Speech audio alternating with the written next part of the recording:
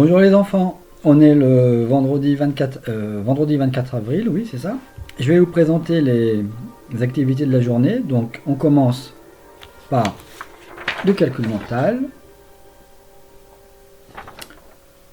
En calcul mental, vous continuez à étudier la division en ligne avec REST. Donc vous travaillerez sur Calculatis, toujours le même exercice, DiviCalc. Et puis dans le cahier, comme hier, je vous ai préparé 2 opérations en ligne à faire dans votre cahier de classe pour continuer à vous entraîner à faire cette opération. Après cela, ce sera l'heure de l'étude de la langue.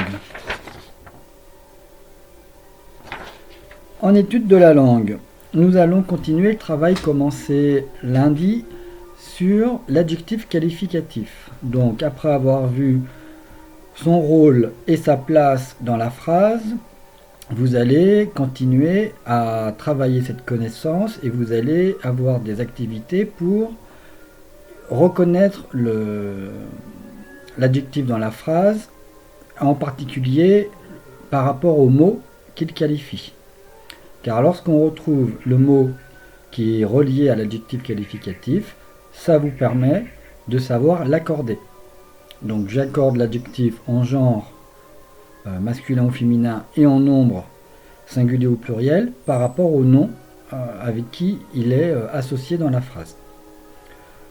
Donc pour cela, vous allez regarder la vidéo que je vous ai mis dans l'emploi du temps.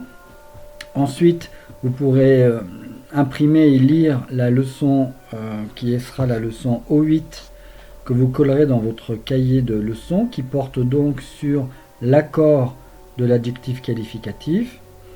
Et pour vous exercer, vous aurez l'exercice numéro 5, page 150, à faire dans votre cahier. Alors cet exercice, il vous présente une liste de phrases les unes après les autres.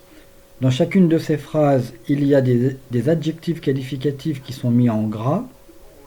Et le but, c'est de retrouver le nom qui est qualifié par cet adjectif. Et pour montrer que vous l'avez retrouvé, vous le reliez par une flèche.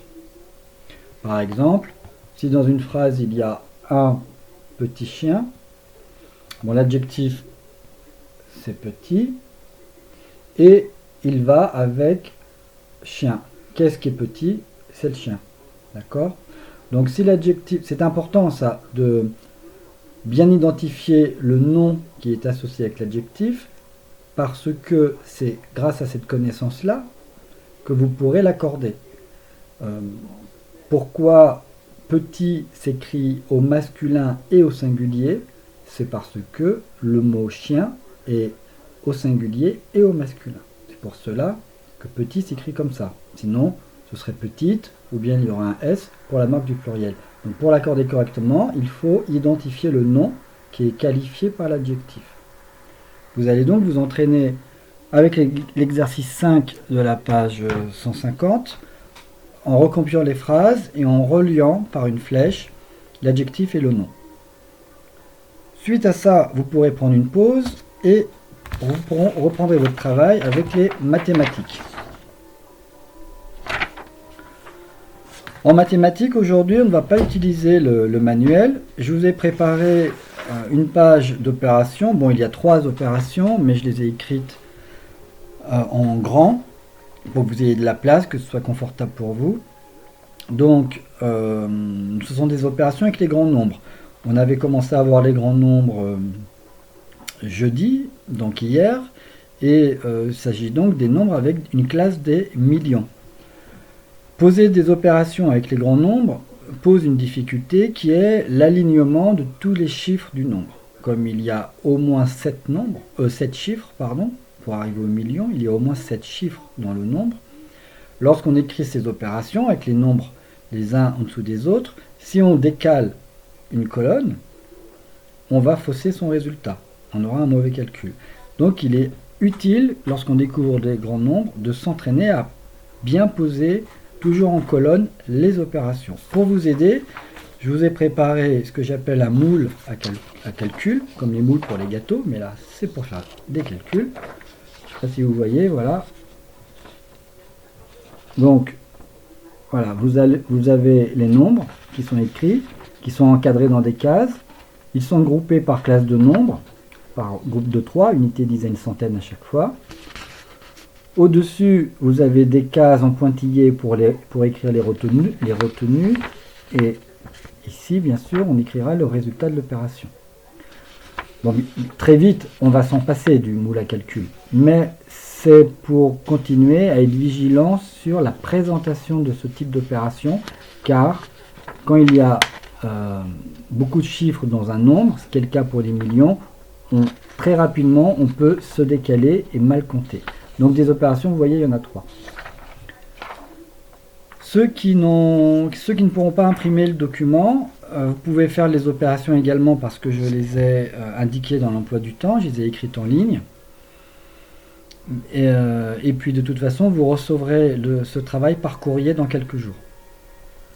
Voilà, ce sera tout pour les mathématiques aujourd'hui. Après les maths, on passe à la lecture. Je vous mets le panneau. Alors en lecture, on reste sur les livres, sur les textes les textes du livre Études de la langue. Hein, je vous rappelle, c'est celui-là en ce moment, c'est plus comme un livre. On va lire le texte de la page 149. Vous le lirez comme d'habitude, hein. Je compte sur vous pour continuer à appliquer cette méthode. D'abord, je lis silencieusement et après, je lis à haute voix. Il est rare, même quand on est un très bon lecteur, de bien lire à haute voix un texte inconnu. Pour bien lire à haute voix, il faut... En fait, on va dire le texte et pour bien pouvoir le dire, il faut déjà le connaître. Et pour cela, il est nécessaire de lire silencieusement avant de lire à haute voix. Donc je compte sur vous pour continuer cette bonne habitude de travail qu'on avait en classe.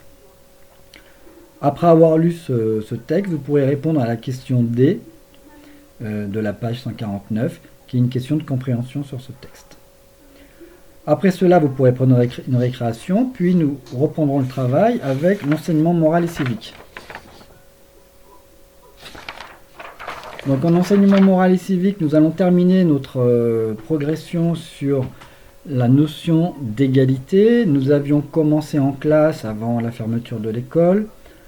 On a continué avec les vidéos que je vous ai envoyées avant les vacances. Donc aujourd'hui, on va terminer cela. Il n'y a pas de vidéo ou d'activité particulière. Je vous demande d'imprimer la trace écrite que je vous ai envoyée. J'ai écrit une leçon qui garde la trace, qui rappelle les différents points que nous avons vus sur l'étude de la notion d'égalité. Donc vous l'imprimerez et vous pourrez coller cette feuille dans votre classeur dans la partie EMC, enseignement moral et civique. Pour ceux qui ne peuvent pas imprimer, vous patientez un petit peu, la leçon arrivera par la poste. Et puis enfin, comme d'habitude, un peu de sport. Pour garder la forme, c'est la fin de la semaine, on est vendredi. Le vendredi, bien écoutez, on va continuer à faire des séances d'activités sportives tournées vers le yoga, donc des techniques corporelles, c'est-à-dire des techniques avec le corps de relaxation, de concentration, de détente, pour être en forme physiquement et aussi au niveau de sa bonne humeur. C'est tout pour aujourd'hui. Je vous souhaite un bon week-end. On se retrouve lundi. À partir de lundi, avec la maîtresse, on vous appellera pour lire les textes.